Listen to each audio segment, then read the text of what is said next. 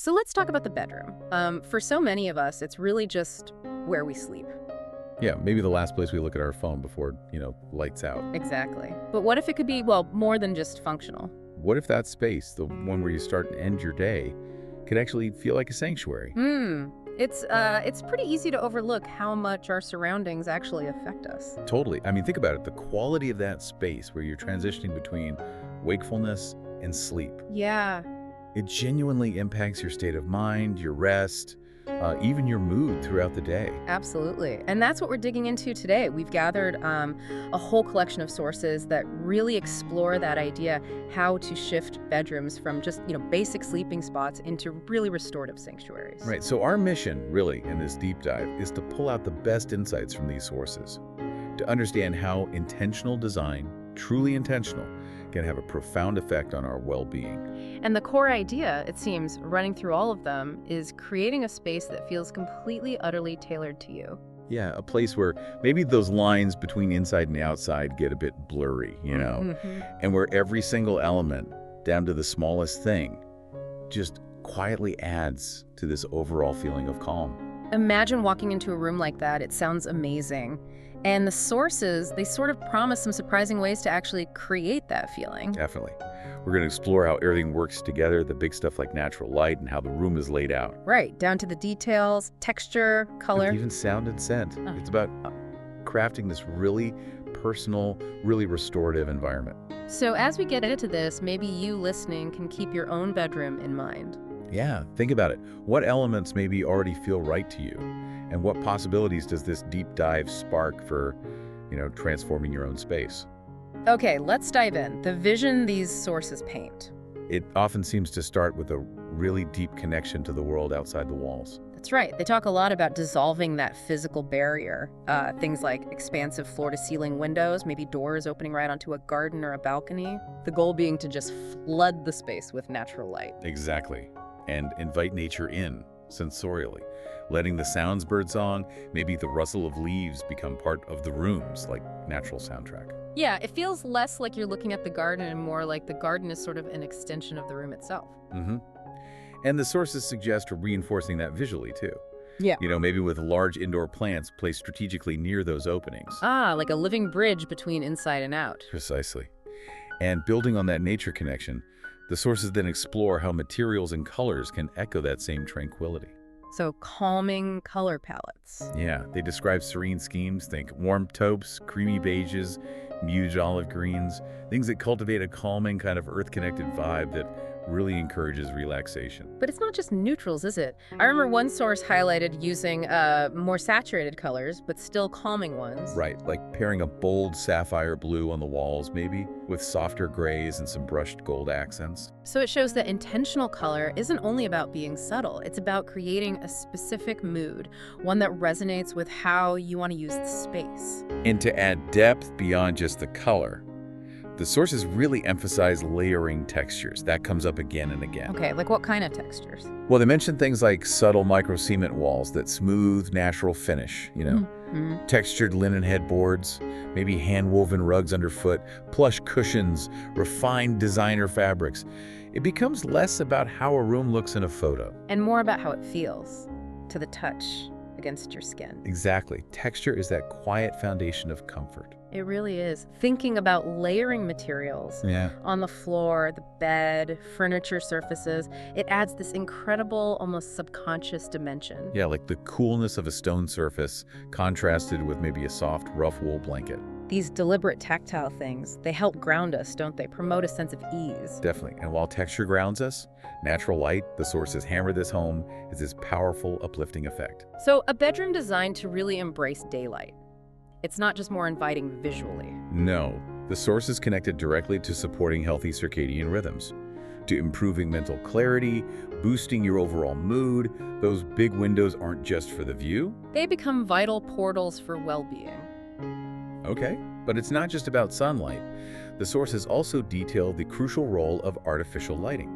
Right, the evening experience. Exactly, both the ambient light that fills the room and accent lighting that creates these little pools of warmth. So things like sculptural pendant lights, maybe. Dimmers are key, I imagine. Oh, absolutely.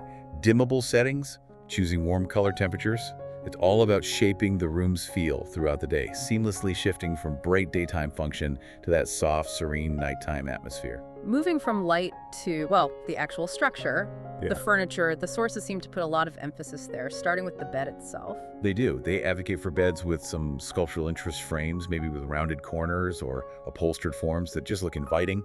And pairing those with thoughtful nightstands. Not just any old table. Right.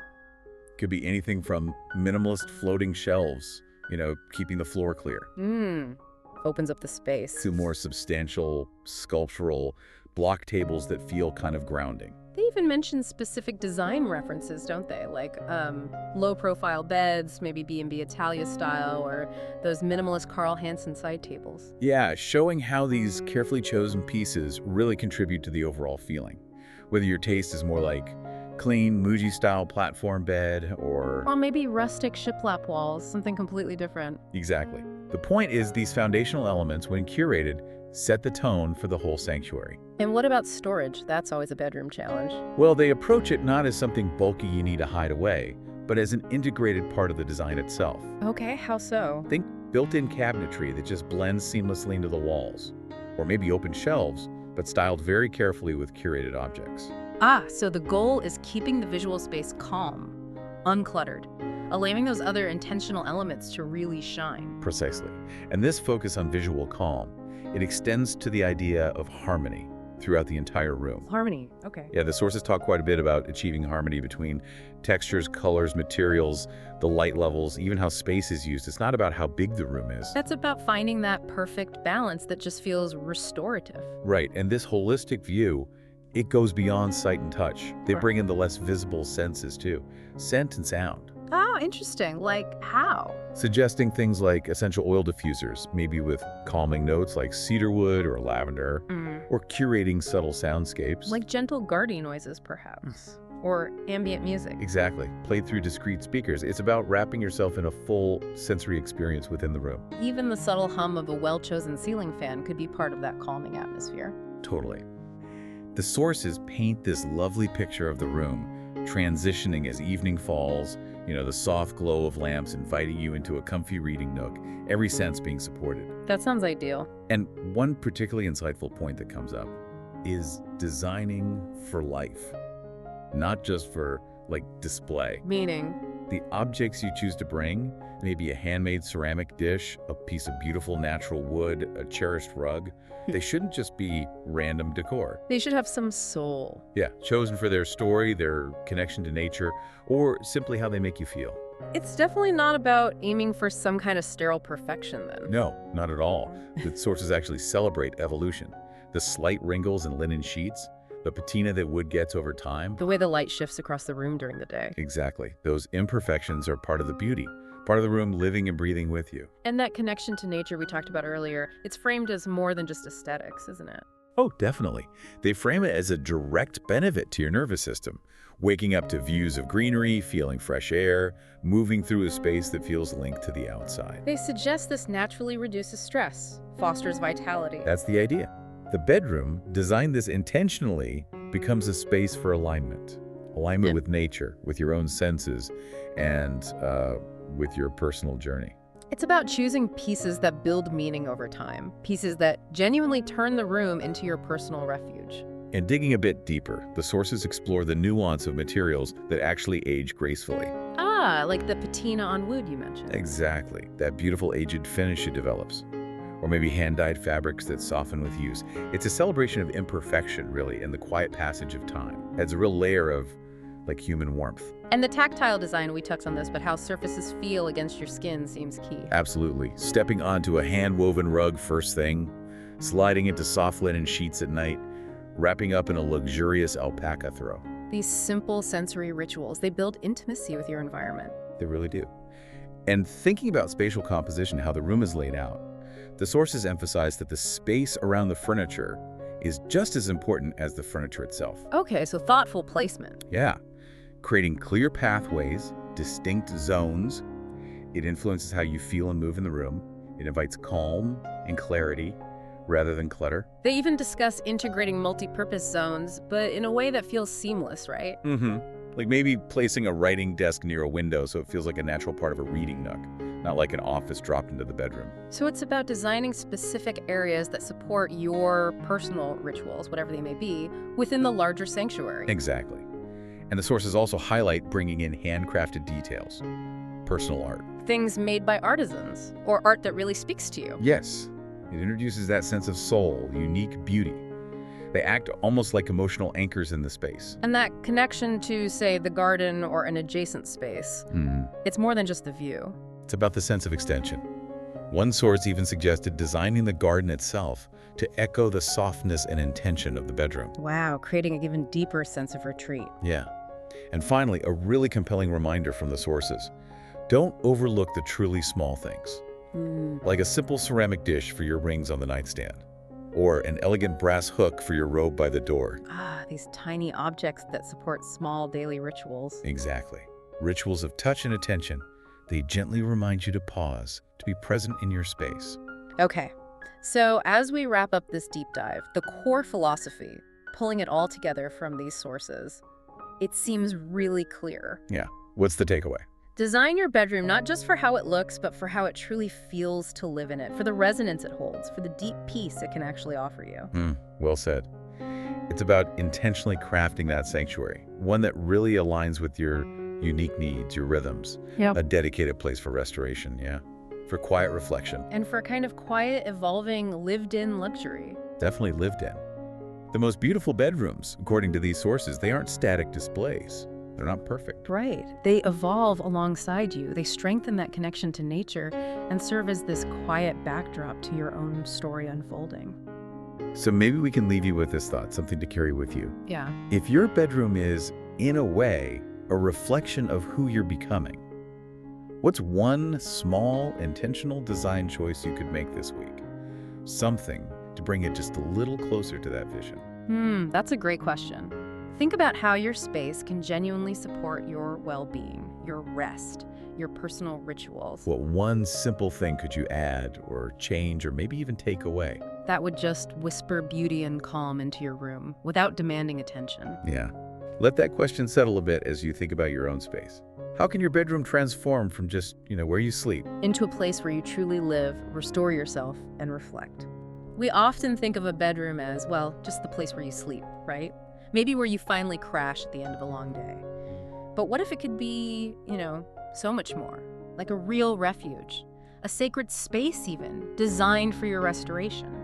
That's exactly the idea we're exploring in this deep dive. Yeah. It's quite powerful. We've been looking at this collection of writings, notes really, that lay out how to actually do that, how to transform a bedroom into, well, they call it an architecture of restoration. An architecture of restoration, I like that. And it includes this really deep, almost symbiotic connection to the garden, the space just outside. Right, so our mission here is to dig into these insights, pull out the key ideas, and see how really thoughtful design, and I mean, not just the big picture layout, but like down to the tiny details, how that fundamentally changes your experience, your rest, your sense of self in this really personal space. Exactly. It's about understanding the why, isn't it?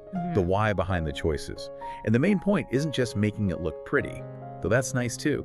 It's about making it feel right, feel deeply supportive. It's about deliberately orchestrating things like silence, softness, how light plays in the room, scent, texture, even memory, actually, to create a space that genuinely helps you be present but also fully restore. Okay, so where did these writings suggest we even begin? They start with something that feels so basic, but maybe easy to miss. Proportion. Yes, proportion. They call it the spatial rhythm of the room. And thinking of it as a rhythm is, I think, really key. It's how the room sort of breathes. It's all about the relationships, Ceiling height versus furniture scale, the empty space between things, the size of windows compared to the walls. If the proportions feel off, it can be subtly unsettling. Yeah, I know that feeling, like furniture that's just too big and makes the room feel jammed. Exactly. Or too small in a big space, which feels kind of hollow. Getting that rhythm right, it just creates a sense of balance, ease. Right, like making sure a nightstand feels, properly scaled so it visually anchors the bed. Or carving out a reading nook that feels genuinely cozy, not just a chair stuck in a corner.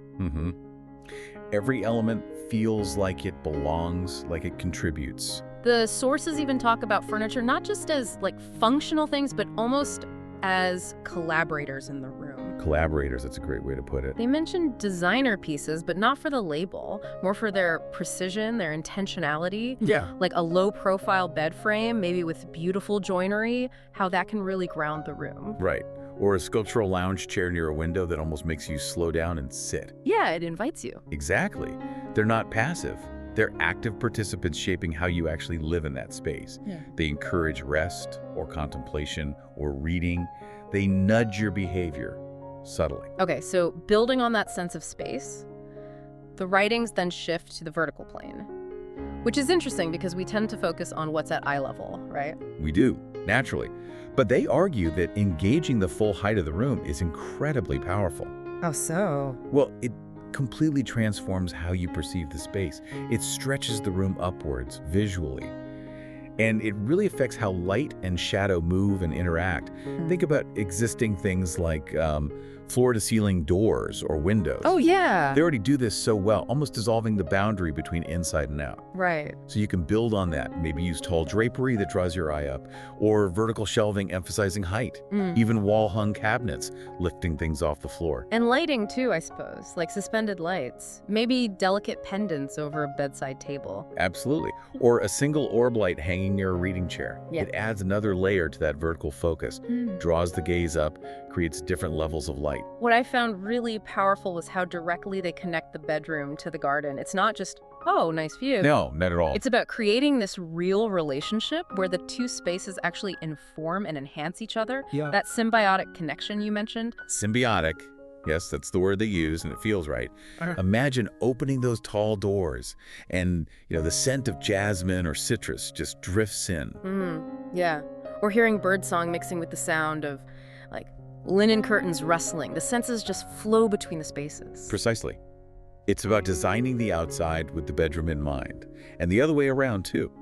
Maybe raised garden beds outside that echo the lines of furniture inside, Right. or a stone path that feels like it continues the indoor flooring, Oh, interesting. or even picking potted plants outside that use colors from your textiles inside. That continuity, it's not just pretty, it's deeply grounding. It blurs the lines between your inner world and the outer one. Grounding. That word keeps popping up. It feels so central, doesn't it? Especially now with our lives being so overstimulated, creating a space for real rest. It really is central, Yeah. and thoughtful design actively supports that grounding. The sources talk about integrating acoustic considerations like maybe upholstered walls or heavy layered curtains that absorb sound, and then layering plush textiles, a heavy bedspread, soft sheets, a thick rug underfoot to physically muffle noise and encourage a deeper stillness. It's about cultivating a specific quality of silence, one that feels intentional, held. The kind of quiet that actually lets your nervous system settle down. And surprisingly, storage comes into this grounding idea too, not just practical, but aesthetic. That's a great point, yes. It's framed as an aesthetic strategy. Think hidden drawers or built-in wardrobes designed to almost disappear into the wall, shallow niches behind the bed. These solutions let you have that sense of minimalism without it feeling cold or empty. Yeah. By reducing the visual clutter, you're reducing the visual noise for your mind. Which is crucial when you're trying to rest. Exactly. It can even subtly cut down on that daily decision fatigue, Yeah. Where does this go? Yeah, that makes sense. Okay, so moving from the structural, the practical, the sources then focus on elements that really build atmosphere, like color. They talk about color not just as paint on a wall, but as something that actively creates a mood. Yes, color is like a powerful nonverbal language in the room. Choosing deep earth tones, for instance, can foster intimacy, a sense of being held, while pale, very nuanced tones can feel calmer, more expansive. Okay. The idea often seems to be layering subtle colors, maybe ivory walls, a taupe headboard, sand-colored curtains letting your eye move gently across the space. And Then, maybe introduce just one single more saturated piece, a chair maybe, or a piece of art. As a quiet focus point, they call it a heartbeat in the room's rhythm. Oh, nice. And scent. Designing for the subconscious, that first and last thing you register. Yes, natural materials like cedar furniture or fresh linen already contribute their own subtle scents. Right. But intentionally adding essential oils or beeswax candles or diffusers with calming notes like sandalwood or bergamot, that creates another invisible but really powerful layer. It could even become like a Pavlovian cue signaling rest time. It absolutely could. Yeah. A calming memory cue. If you found this video helpful or inspiring, Don't forget to like, share, and subscribe to Interior Blockchain Studio for more expert design ideas, trends, and creative inspiration. Your support helps us bring you even more amazing content, so make sure to turn on notifications and stay updated with our latest uploads. Thanks for watching, and we'll see you in the next one.